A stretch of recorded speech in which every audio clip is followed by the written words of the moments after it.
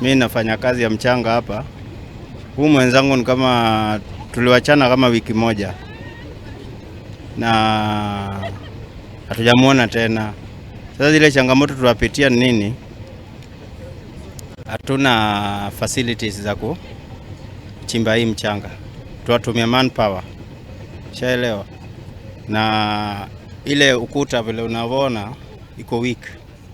Ambapo ukienda deep ile gravity ona, alafu hakuna venye waweza kimbia ukatoka. Fortunate kwamba leo tunapoteza mtu in the line of duty.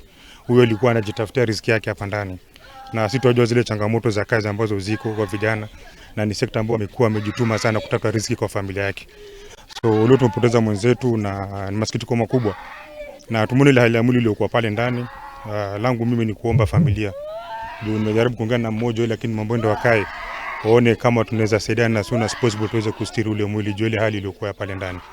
Pili pia ningeomba wale ndugu zangu wote ambao wanafanya sekta ya mchanga, maana tuko wengi, tuweze kusaidia familia, at least tuweze kuhakikisha wameweza kukamilisha mazishi inavyotakana. Ile kitu ningelipenda kama department wakae chini wa regulate sheria zingine, kwa sababu unaona kitu kama hii sasa definitely inatuangukia sisi ambao tulikuwa hapa chini, area MCA, area MP, the senator, wale ambao wako ndani ya void, tuweze kusaidia familia.